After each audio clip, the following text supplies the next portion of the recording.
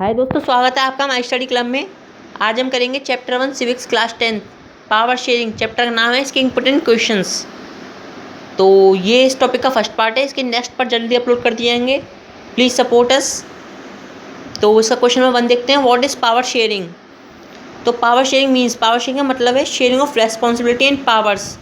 मतलब पावर और रेस्पॉन्सिबिलिटी है उनको शेयर कर देना among different organs. Different organ का मतलब एक गवर्नमेंट के जो ऑर्गन्स हैं उनके बीच में। अब ऑर्गन कौन कौन से होते हैं? एक लेजिस्लेटिव, जुडिशरी एंड एग्जीक्यूटिव, ये एक गवर्नमेंट के ऑर्गन्स हो गए। And level of government, level of government मतलब स्टेट गवर्नमेंट, सेंट्रल गवर्नमेंट और लोकल गवर्नमेंट। इनके बीच में इनके बीच में पावर डिवाइड कर देना पावर शेयरिंग है। तो और इसका बी पॉइंट देखते हैं। It is a strategy for dissolving disputes over exercising of power. अब पावर शेयरिंग अगर नहीं होती है तो इससे दंगे फसाद के जो पॉसिबिलिटी बहुत ज़्यादा रहती हैं। तो ये एक अच्छी स्ट्रेटजी है डिस्प्यूट्स को रिसॉल्व करने की। सी पॉइंट देखते हैं। It is a powerful way to unite the diversity by making them part in decision making process. जैसा कि हम जानते हैं हमारी इंडिया एक डाइवर्सिटी वाली कंट्री है। इसमें बहुत तरह के धर्म और जातियाँ रहती हैं। तो इसके अंदर हमें पावर शेयरिंग कर देनी चाहिए और करी भी हमने, जिससे कि ये पावर, इससे हमारी जो डाइवर्सिटी है वो और यूनाइट हो गई है और हमारा देश और भी पावरफुल बना है। ठीक है, तो सेकंड क्वेश्चन देखते हैं। Describe the ethnic composition of Belgium. Belgium एक कंट्री है यूरोप की। तो इसका एथनिक कंपोजिशन मतलब किसी सोशल इशू या कास्ट वास्ट के आधार पर जब लोगों को डिवाइड कर दिया जाता है, जैसे लैंग्वेज के आधार पर या उनकी कास्ट के आधार पर या उनके धर्म के आधार पर लोगों को डिवाइड कर दिया जाता है, तो उसको एथनिक कंपोजिशन कहते हैं। तो इसका ए पॉइंट देखते हैं। 59% of the total population live in Flemish region and speak Dutch language. तो बेल्जियम की जो 59% पॉपुलेशन है ना, वो फ्लेमिश रीजन में रहती है और डच लैंग्वेज बोलती है। अब फ्लेमिश रीजन कौन सा है? देखिए,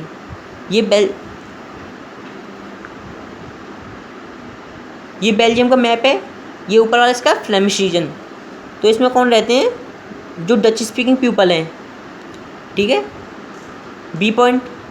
40% of the total population live in Wallonia region and speak French language. 40% जो पॉपुलेशन है वो वलोनिया रीजन में रहती है और स्पीक फ्रेंच लैंग्वेज। देखिए, वलोनिया रीजन नीचे वाला है, साउथ की तरफ है।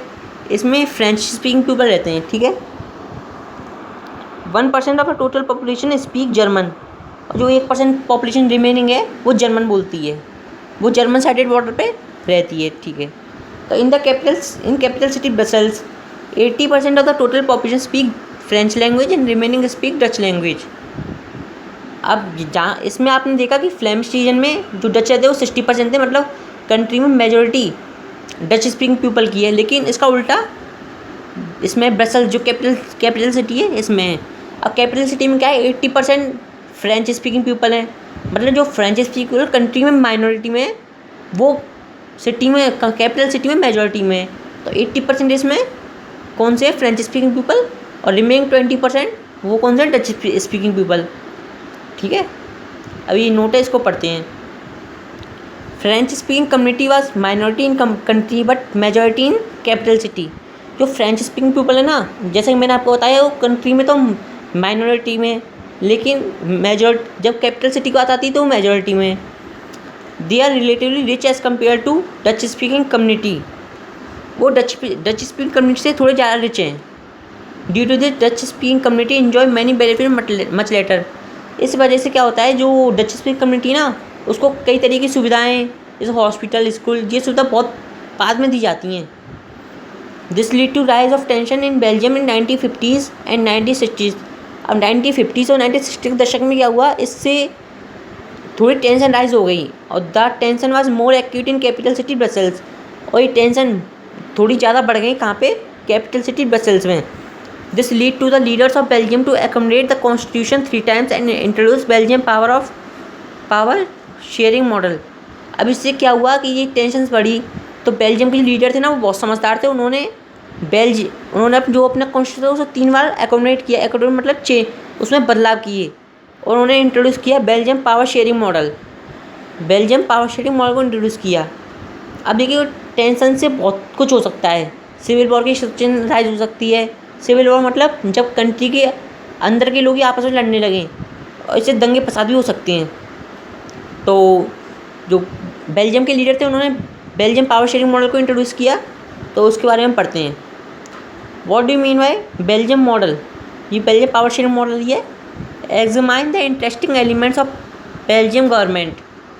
वही बात कही कि इंटरेस्टिंग एलिमेंट्स को बताओ। तो पहली लाइन है, Belgium leader worked out a very different and innovative power sharing arrangement. तो जो बेल्जियम के लीडर थे उन्होंने दिन रात काम करके एक डिफरेंट, एक अलग और इनोवेटिव आइडिया निकाला पावर शेयरिंग करने का। तो the element of Belgium model are following. ये इनमें कुछ दे रखे हैं जो कि उसके एलिमेंट्स हैं। तो A, equal distribution of seats, मतलब सीट्स का इक्वल डिस्ट्रीब्यूशन कर दिया गया सेंट्रल गवर्नमेंट के अंदर। According to new arrangement Dutch and French speaking minister have been equal status in central government. जैसा कि हम जानते हैं कंट्री के अंदर डच स्पीकिंग पीपल की मेजॉरिटी थी। इसके बावजूद जो बेल्जियम मॉडल इंट्रोड्यूस किया गया उसके अंदर जो सेंट्रल गवर्नमेंट में फ्रेंच स्पीकिंग और डच स्पीकिंग मिनिस्टर की स्टेटस इक्वल कर दिया गया। मतलब दोनों का जो सम्मान है या दोनों की जो पावर है वो बराबर कर दी गई। नो सिंगल मेजॉरिटी या नो सिंगल कम्युनिटी, मतलब जो कम्युनिटी ने फ्रेंच और डच की, उनमें कोई एक सिंगल कम्युनिटी कोई भी डिसीजन अकेले नहीं, यूनिलेटरल का मतलब होता है अकेले नहीं बना सकती। तो पहली चीज़ तो ये इंट्रोड्यूस की गई। B, concept of federal government. अब फेडरल गवर्नमेंट का मतलब क्या हुआ? देखो, गवर्नमेंट दो टाइप्स की होती हैं, एक यूनिटरी, एक फेडरल।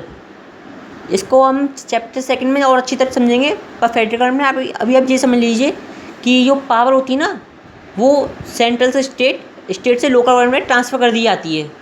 ठीक है, तो इसमें पढ़ते हैं, many power was given to state government from central government. Central government से छीन के बहुत सारी पावर स्टेट गवर्नमेंट को दे दी गई। Now state government was not subordinate to central government. अब जो स्टेट गवर्नमेंट जो थी ना, उसको बार बार जो सेंट्रल गवर्नमेंट रोक टोक नहीं करती थी। पहले क्या था, सारी पावर सेंट्रल गवर्नमेंट के हाथ में थी और स्टेट गवर्नमेंट सिर्फ नाम की होती थी। तो अब जो स्टेट गवर्नमेंट थी वो बहुत पावरफुल हो गई।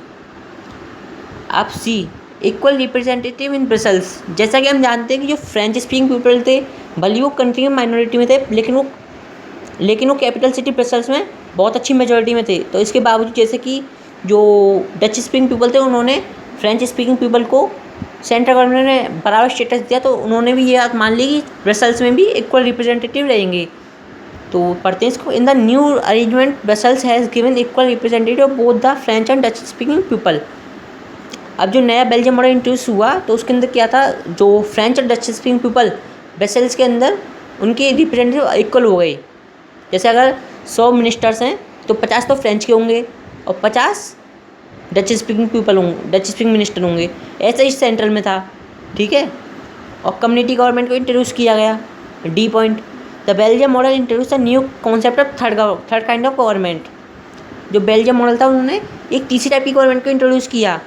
कौन सी गवर्नमेंट थी वो? Community government.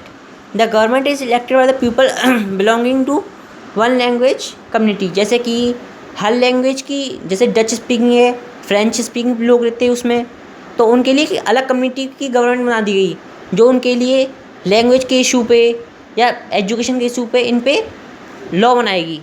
ठीक है, तो जैसा कि इसका पहला पार्ट कंप्लीट हो चुका है। नेक्स्ट पार्ट में हम इसके नेक्स्ट इंपॉर्टेंट क्वेश्चन इंट्रोड्यूस करेंगे आपके आगे। Okay, bye.